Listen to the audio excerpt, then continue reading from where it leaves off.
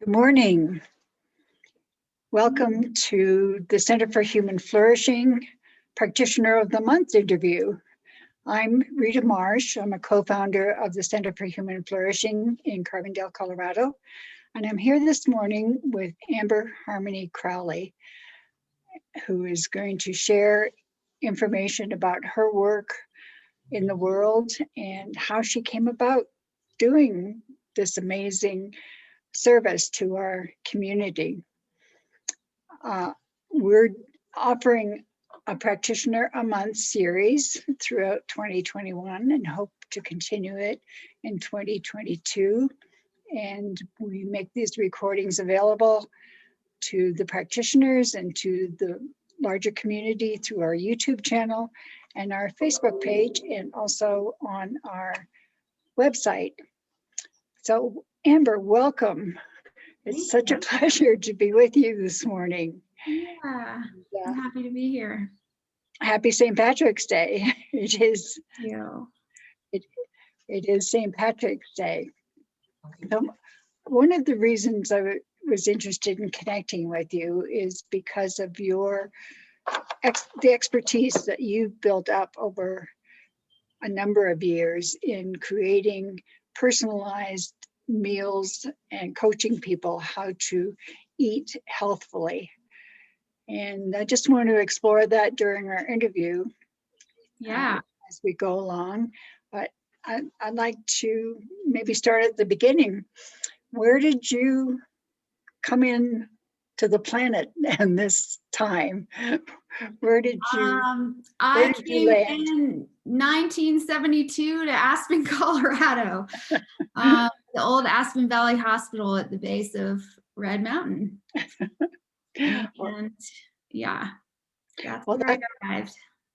That's familiar territory. I was a nurse at that hospital for a number of years. Oh, were you? So this is a wonderful connection. Yeah. Did you grow up in Aspen? Did you? I spent my first year on McLean Flats, and then we lived in Woody Creek, and then moved to Lanedo. And I was up there until I was 13. Spent a couple years in Aspen, and then a year in Florida. And then came back and finished my last 2 years of high school at CRMS in Carbondale. Well, that's all familiar territory to me, because Yeah. I was also at CRMS for a few years as the head of the health services. So we are connected, definitely. Yes. I want to have you just introduce to people what your passion is for food as medicine. Well, it's kind of been a whole lifelong process, really. I think I lost my spleen when I was in 7th grade. And though you can easily live without a spleen, it definitely does put more stress on your liver. And so for me, it was finding a balance of not overdoing it with sugar and alcohol and those kinds of things, because I was struggling with a decreased immune system and I got sick all the time. So, and then it just kept going, learning there. And then most recently, it was the car accident that I had 4 years ago, kind of upended things for me. And I really realized that with inflammation and the stresses of life, and not to mention then having an injury, I could really feel how food made me feel more vibrant or made me feel worse and more chronic pain. So those are the kind of things that have driven me towards creating healthy meals for people. I was also in the food industry since I was 18, in and out and catering. And just watching the debauchery at parties and how food can also make people feel really sick. And so I'm kind of on the side of just wanting to eat healthy and have that sustain me through the rest of my life and those around me. And personally, you felt a change when you made the shift for yourself to a more earth-based diet? Yeah, definitely. I mean, I had tried to be a vegetarian in high school and I didn't do a very good job. I ate a lot of quesadillas and that didn't make me feel very good. And I wouldn't say that I'm vegan at this point. I do sometimes eat some fish and stuff, but what I really, really am enjoying is like 90% of my diet is plants. And I did notice a shift. Definitely more energy, better healing.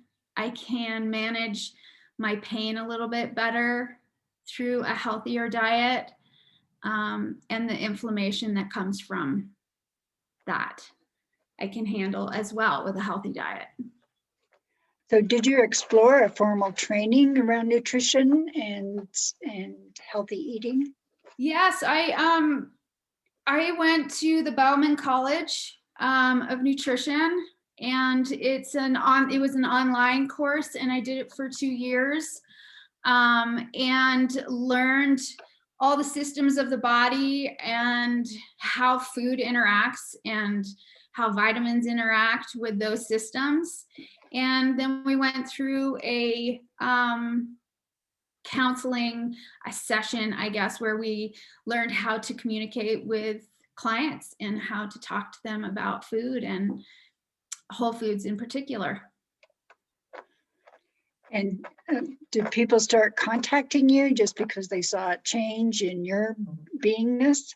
Or how did you start getting the word out about what you wanted to be doing? Yeah, it's kind of been a process. Definitely people ask me questions because they saw a change in me. I also have been on social media and advertising it. And I think word of mouth, when, I cook food for people and they love how it tastes or how it makes them feel, then they spread the news that way. And so, yeah, it's a mixture. And how about your family? Have they joined in and loved the direction that you've taken in the kitchen?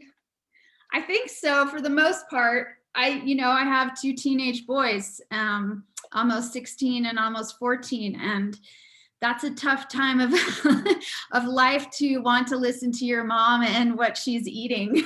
So I'm hoping that by leading by example, eventually they'll make changes and, yeah. Yeah. I don't know. It's a struggle, but it's good. It's all learning. Well, the meals are there, the food is there if they choose to participate Absolutely. in it, right? Yeah. Can I ask, who were your significant teachers along this path? Who can you recall was really an influence, and how you landed in this beautiful service? I don't know if I have significant teachers. I mean, there had been so many, I guess, on the cooking side of things and working with different chefs. One of them in particular is Julia Domingos up in Aspen. She's a fabulous chef and she taught me so much. And, just the process of life, I think, and meeting different people. I studied herbal medicine in Albuquerque, New Mexico with Michael Moore in the 90s. And he was fabulous to learn from. I went to massage school up in Oregon. I mean, I kind of have been all over the place and studying from various different people. I really like to educate myself, even though it's not traditional the way I have educated myself. But yeah, I would say a lot of people, too many to mention, really. Well, tell me a little more about Michael Moore's work in Albuquerque.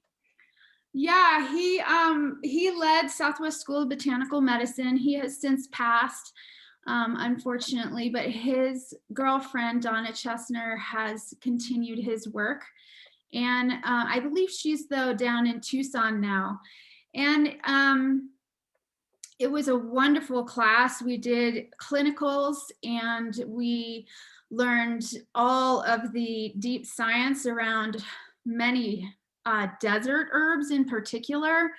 And then we did a 2-month travel around the western part of the country and identified plants.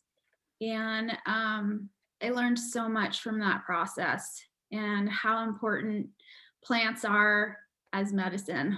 I think that was probably my foundation to understanding that lettuce is also a plant and it's an incredible, source of energy for us.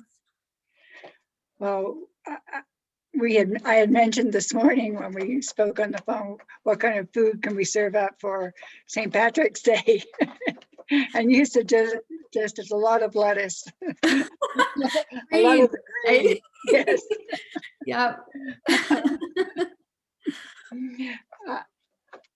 Regarding the clients that you work with, is there any particular genre or people who are challenged with a certain type of illness or disease that you work well with or feel really inclined to reach out to help? Yeah, I would, I think inflammation has just become a huge thing for every person almost, because stress and the foods that are available to us that are cheap to eat. And I think that is a really, really great spot for me because I have worked with it so much in my own self and other clients. And I've had some great success with helping to decrease inflammation. And I would say the immune system also, things that I have had to work through as well as help clients through, and pain. I don't know, everybody's pain is so different, but I do have lots of different modalities to help with that. Mm-hmm. And with the months that we've been going through with COVID, and I'm trusting that people are realizing that the stronger their immune system is, the more likely they're not to come down with this virus. Have you had more people contacting you regarding that?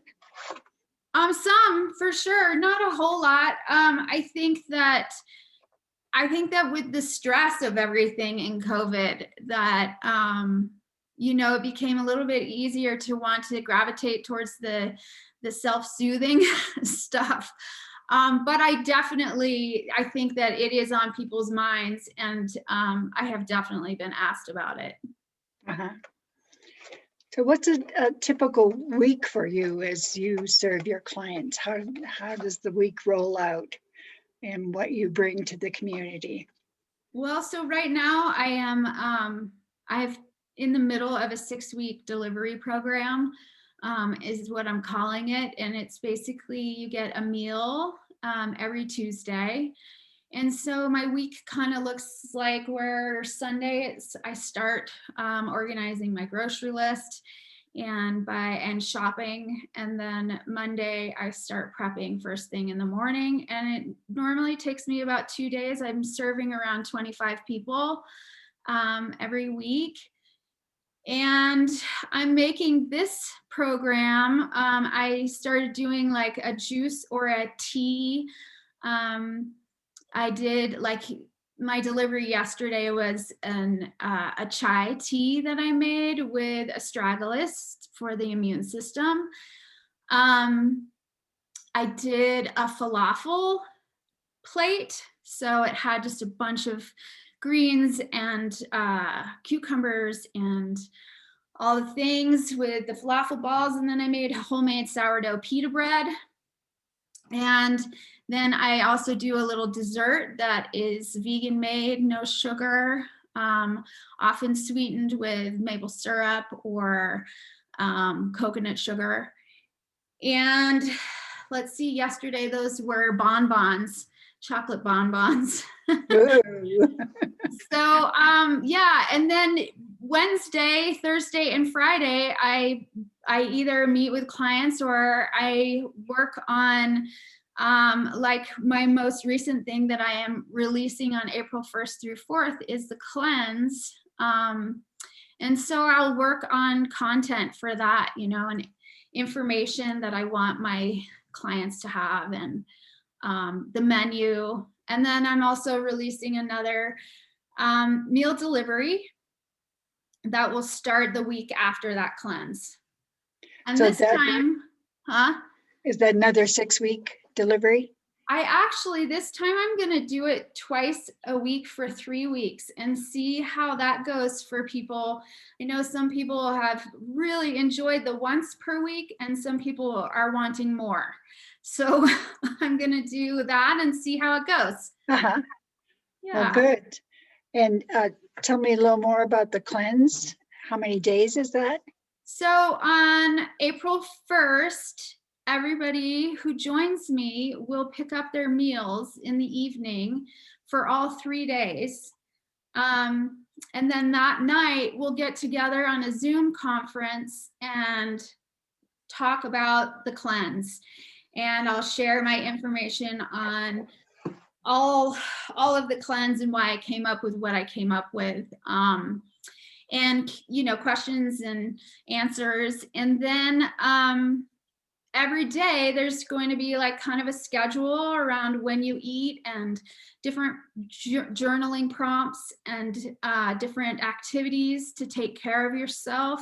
The idea is to kind of spend 3 days over the weekend just resetting yourself. And I know that some people work on Friday, so I kind of am trying to make it easier on Friday, and then Saturday and Sunday people can be home and they can take a bath, they can do whatever it is that they need to do to make themselves feel good. And then every evening, I have some wonderful ladies that are going to join me. And the first evening is Kate Eakins from Illuminating Wellness. She's local, and she is going to lead a meditation. And then Saturday evening, Katie Bywater, who I met through a marketing class, she is going to be leading breath work. And I've taken 4 different classes with her, and she's amazing. And then the last night, our local Julie DeVilbus is going to do some energy alignment with everybody. And so, yeah, I just kind of wanted to take people through 3 days of resetting mind, body, and spirit. So each day will be kind of centered around those 3 things. Well, that's wonderful. Is there a title for this program? Do you have a invitational title? Not really. I called it Reconnect with Yourself, but I don't know. It's in the works, I suppose. I think it's just a 3-day reset of yourself, mind, body, and spirit. And how can people find out more information about this? How can they contact you? I have a website that's Itzy Bitz of Health, ITZYBITZ of Health. And there you can read my different blog entries and go to my store. You can read all about the counseling I do and see some food that I make. Well, I've been on that site, and I tell you, my mouth is watering every time I go by it. Thank you. You really present things beautifully. Thank you. what, just to go back to this challenge we've had with COVID, Mhm. what have been the shifts you've had to make with your service? Obviously, there's less in-person Yeah. contact with people. Well, I was really, before COVID, I was really catering a lot. And so I was doing big events. And I was working in particular for a private client who brings his company to Aspen, and they have retreats and events and business gatherings.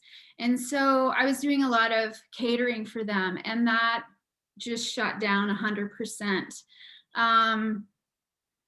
I basically just kind of tried, I even sanded outdoor furniture for a little bit for somebody just to keep moving forward. But I spent all summer delivering food to different clients, and I took care of a woman who had a lot of different allergies. And so that was a big learning experience.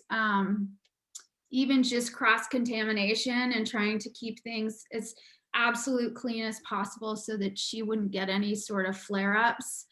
And it was really successful with it and did really great. And she was super appreciative. And so that was a fun experience. And then, yeah, it's just been deliveries. And I took this marketing course to try to figure out how I could serve the people I want to serve, and how I can help people to get healthy if they want to get healthy, feel healthy.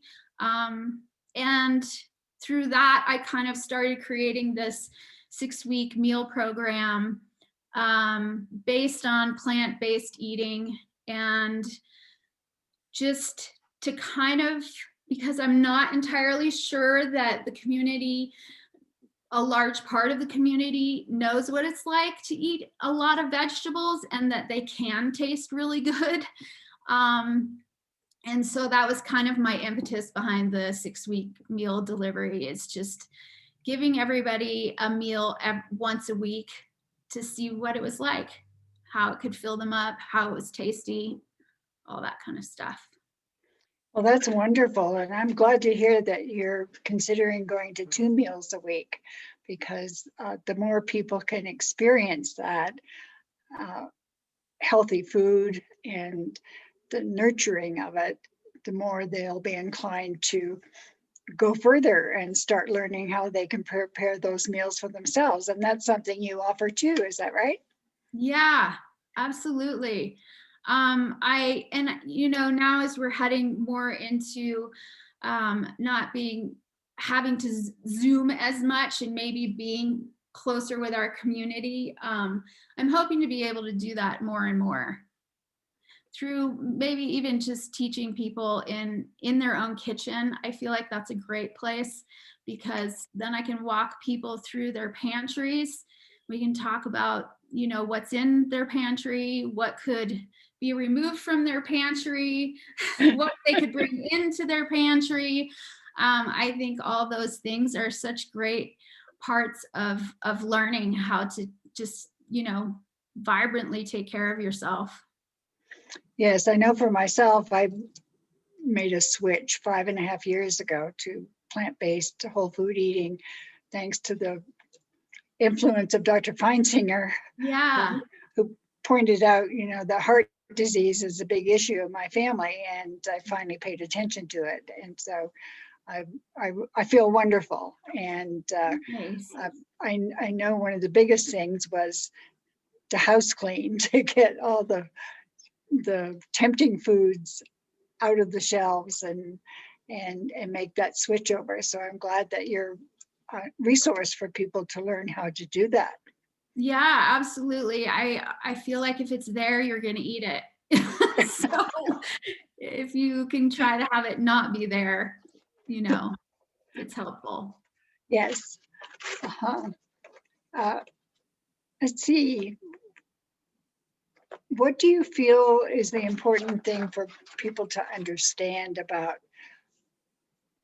the foods they eat and when they eat during the day, and how that can help regulate mood and help a person feel less distressed. Do you have any hints around that? Yeah, I mean, I feel like something that I've learned that I feel is really helpful is to try to eat all your carbs in the morning, when you need the energy, and to not be afraid of carbohydrates. They're wonderful. I think people get confused with carbohydrates because they tend to be, refined foods. But they're not. There's, yams and squashes and potatoes and wonderful plants that are incredible carbs and give you and your body tons of energy. So kind of eating those in the morning, and then throughout the day, going more and more towards lighter vegetables, so that by the evening, you're not just weighted down with food when you sleep. And I think that a lot of people tend to go for a huge meal at night and then wonder why they're waking up at 3 a.m. and uncomfortable. It's really a great time to kind of transition and eat your food in the morning and move towards a lighter meal at night. And then you can kind of fast through the night. And, for me, I tend to go until about 10 o'clock in the morning, and just drink a lot of water and then eat again. And I have found that that's really helped my inflammation.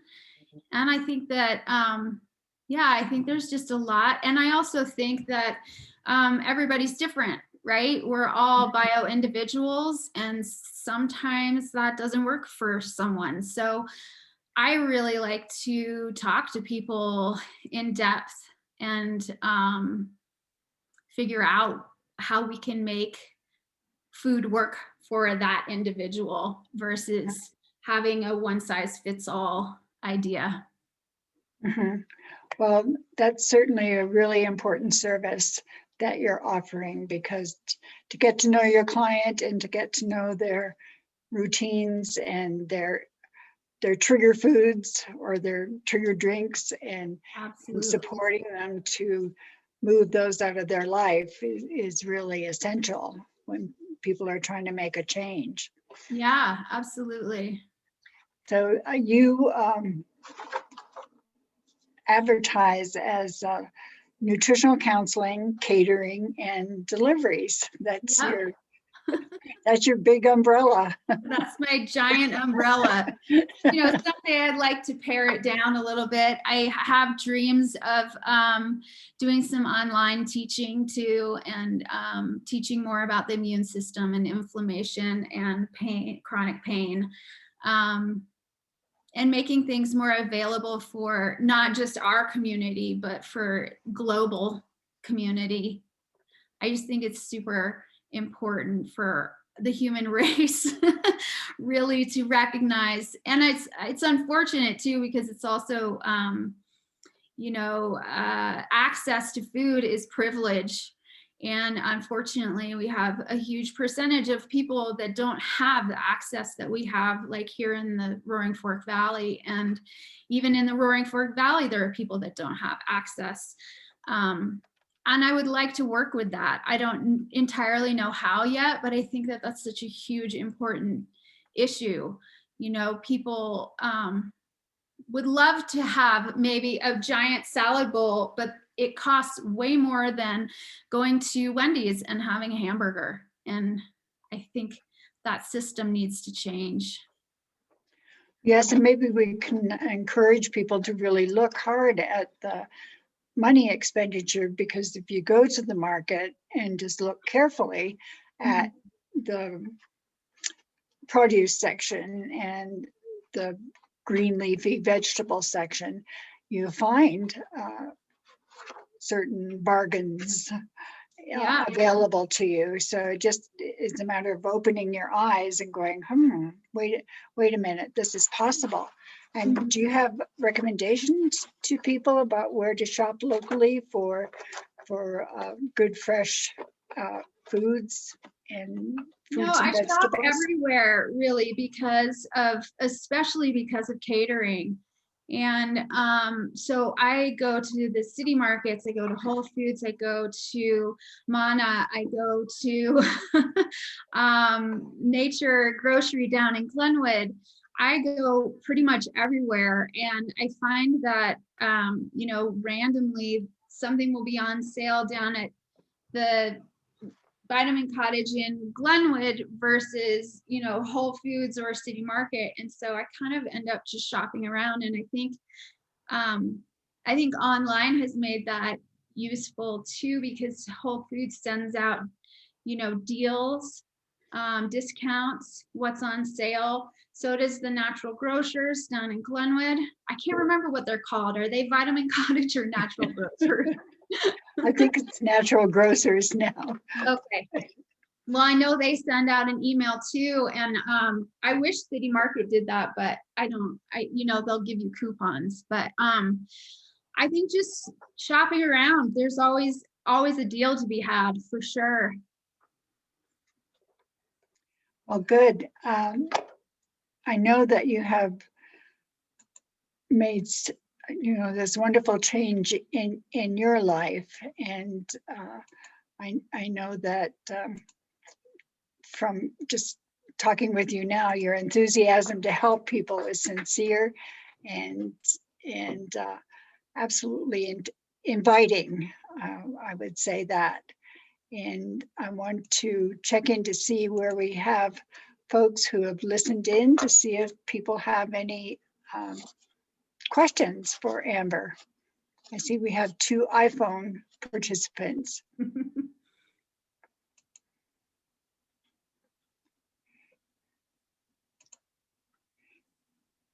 me see if I can unmute everybody here. You should be able to speak up if you're out there, iPhones.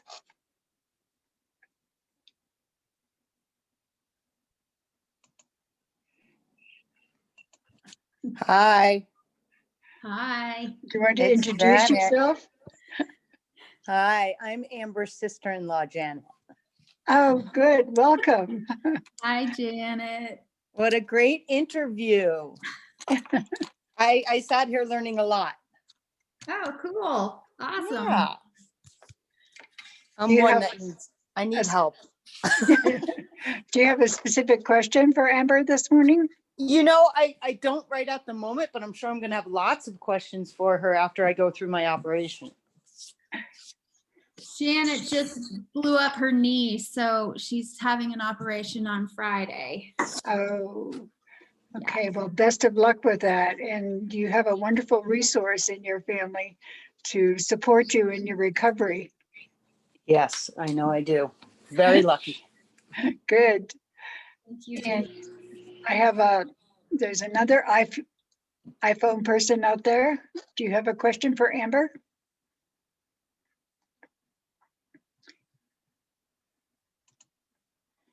I guess not. That's all right. That's okay. Do you see coming up for the summer, do you have any particular offerings you're thinking about beyond this three-day cleanse?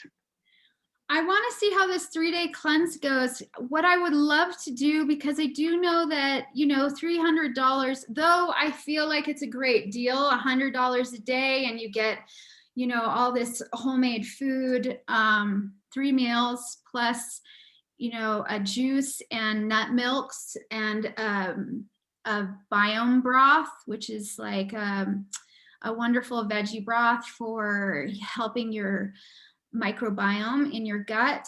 And then you also get an evening Zoom class, which I think is a great value.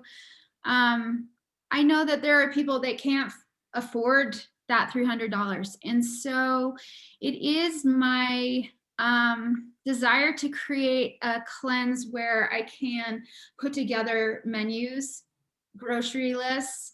People can cook for themselves, but still join me in a Zoom education, and then do these evening connections with these other wonderful healing modalities. And just make it cheaper so lots of people can join, and lots of people can feel what it feels like for 3 days to really connect with themselves and eat just plants.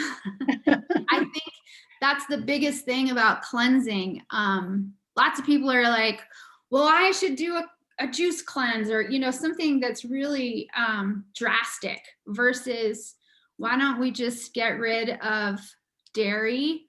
Why don't we just get rid of sugar? Why don't we not eat meat for 3 days? And let's not eat processed food and just eat plants. And I feel like for a lot of people, just that shift is a huge cleanse for people. And so that's kind of just something that I'm working on. As far as this summer, I'm kind of taking it month by month right now and just seeing like what works and what people are into and what's not working.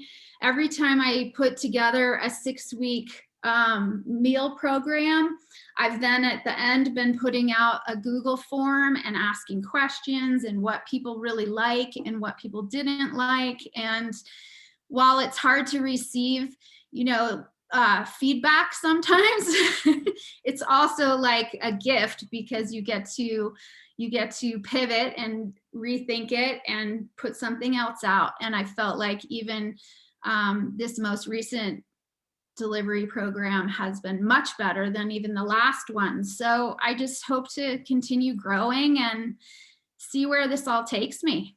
Mm-hmm. Well, good. We're coming into spring, and the opportunity for people to start gardens and to even, you know, do container gardens on their back deck, things like that.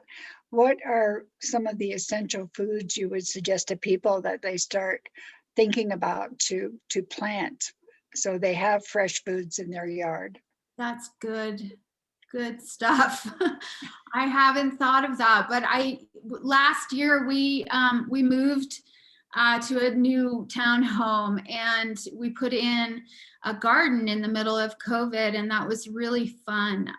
We planted tons of tomatoes, and I think what I really loved the most that we planted was the greens. I had fresh kale and fresh mustard green, like all the greens was so good. I think that's a really good thing to plant. And I also enjoyed planting some herbs. I had some hyssop, and we have a hops bush growing, and so I could harvest the little hops buds for tea during the winter, which is an awesome nervine. And it's also a bitter, so it's good for digestion.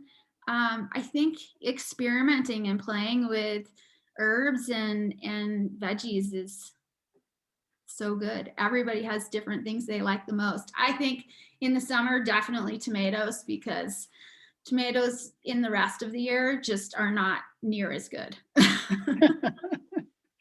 That's true. And then, of course, there are the root vegetables. We have to wait longer for them, but our soils here are really good for potatoes, we know, because of the history of the valley. Yeah. And then parsnips and things like that. And squash seems to take over my garden.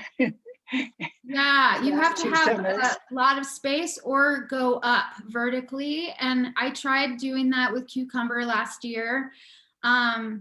And I think I planted it a little late because it was just really starting to take off when the first frost hit. Yeah. So we lost it, but I'm going to plant it earlier this year and see how it goes. I have really liked watching the vines crawl up too. I thought that was cool. Uh-huh. Well, I wanted to just come back to the microbiome for a bit, because it's something that a lot of people really don't know much about, and they don't realize the incredible importance of that aspect of our being to regulate health, especially to improve the immune system. Can you say something about that? Well, I think microbiome is in the nutrition world has become kind of a hot subject. They're really finding out more and more information about how it affects not only your digestion, but your immune system, and even how your brain interacts with your body, your nervous system. They're linking the health of the gut microbiome to depression and anxiety. I've been reading a couple really great scientific papers on that recently. And somebody who I recently read their book called Fiber Fueled. He's a gastrointestinologist, and his name is, I can't ever pronounce his last name, but it's Dr. William B. And he put together a great like beginner's guide to the microbiome. And really it kind of boils down to what you put into your body is how you're going to feel health in your body. And it really affects your belly, affects everything that's going on in your body. Mm-hmm. I know one of the resources I've been using is Dr. Zach Bush, who has done some really good videos around the microbiome and the boosting of the immune system. Yeah. I just think I think that plants are a huge part of that, and also the diversity of plants. If you're just eating romaine lettuce, that's not going to help you so much. It's a start for sure, but with the fiber fueled approach to the microbiome, which I thought was really interesting, he talks about trying to add up as many plants as you can in a week that you've eaten. And that includes, herbs and spices. So it's kind of interesting when you do that, like how many you actually eat in a week, and how many you can strive for. And I think it's a fun thing to do with kids too, because they're like naturally competitive.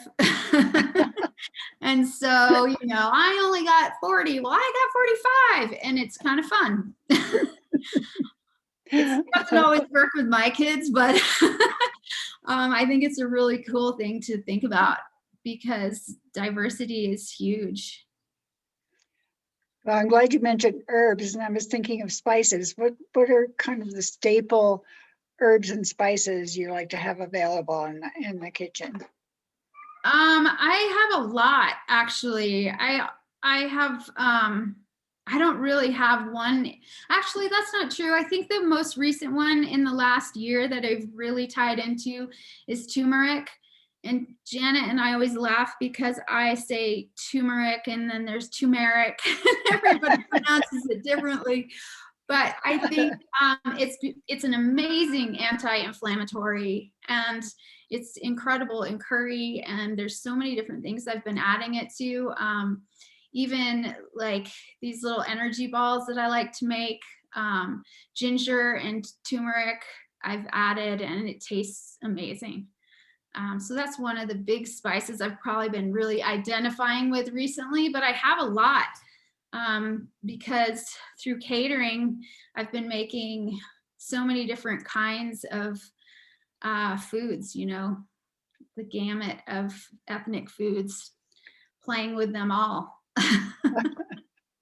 Well, good. And I love turmeric because of the color. Yeah. It really lightens up a plate when you sprinkle some of that over. Yeah. And do you recommend hemp seed for people? Have you gotten into that? Hemp seeds? Yeah, absolutely. I think it's a really healthy fat. I really like them. I just recently started adding that to my cereal, and in the morning, a tablespoon or a little more. And it's got a hefty nutritional feeling to it. Yeah. And I think that they're quite high in omega-3s, which are really great. Uh-huh. Yeah.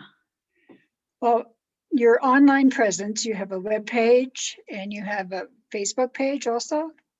Yeah, I just have Amber Harmony Crowley, I think I'm called, or Amber Harmony Health.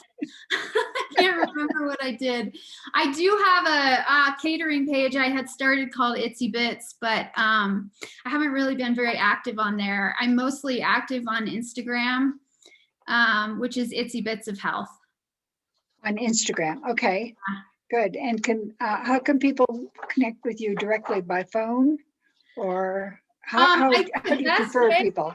Yeah, the best way is to go to my website and sign up, and then you can reach me that way, and you can also subscribe to all the different things that I'm releasing and doing, and stay connected. Okay, and I'm going to say this for people so they realize that it's Itzy Bitz of Health.com. Yeah. It's ITZYBITZ of Health.com. And that's how you reach out to Amber. And is the enrollment ready now for your fast? Yes, it is. I already have, so I'm capping it at 10 people because I just want to really be able to serve 10 people and do a phenomenal job for them. So I already have 3 people signed up and a 4th who was interested in signing up. So, so I have a little space still. Well, I hope from our conversation today that some people contact you and sign up for that 3-day experience. Is there anything else you'd like to share with folks this morning about what you do and what you have to bring to the community?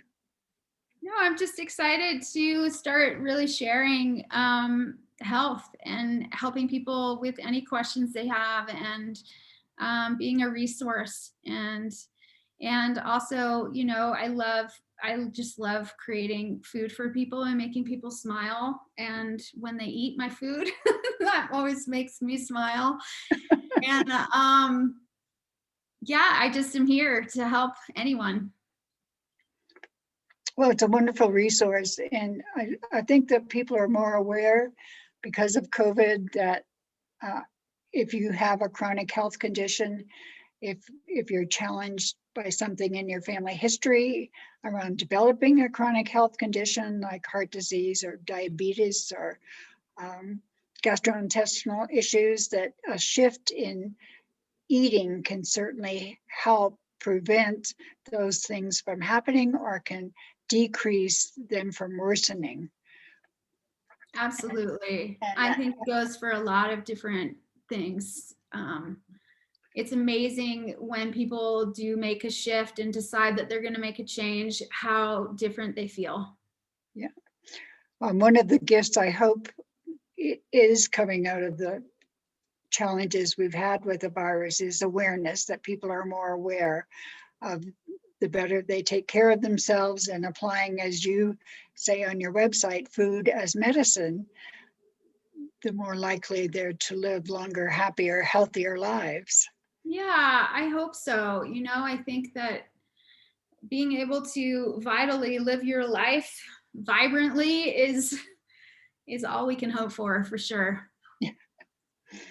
Well, thanks for this morning. This has been a delight talking with you. You're so And welcome. I'm hoping that people will reach out to itzybitzofhealth.com, contact Amber and the wonderful ladies that she's gathered together to support her with the upcoming 3-day cleanse in the 1st of April. And thank you very much. It's been delight to really get to know you this way. Yeah, absolutely, Rita. Thank you so much for inviting me. Yeah, you're welcome. Have a great week. We'll Thank talk again you. soon. Okay. Bye-bye. Bye.